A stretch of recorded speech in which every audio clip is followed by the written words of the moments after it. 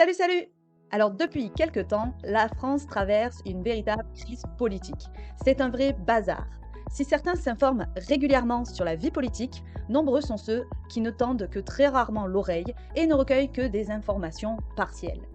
Et souvent, les aspects idéologiques et sociétaux sont surreprésentés, tandis que les aspects économiques, qui sont pourtant les plus impactants pour le quotidien du peuple, sont laissés de côté. Dès que sur les plateaux télé, des invités politiques commencent à aborder sérieusement des questions d'ordre économique, les présentateurs écourtent les interventions en arguant par exemple que nos téléspectateurs ne vont pas tout comprendre ou je doute que cela intéresse nos téléspectateurs.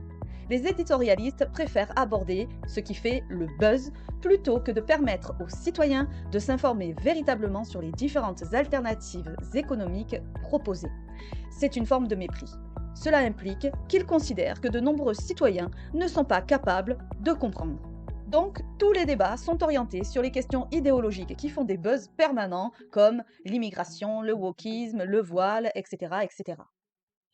Et tout cela m'inquiète car, de fait, par manque d'informations précises et éclairées, les citoyens ne parviennent pas à s'émanciper et à se faire une opinion personnelle quant aux aspects économiques des différents programmes portés par les partis politiques. Je vais donc essayer aujourd'hui d'éclaircir le programme économique du Rassemblement national.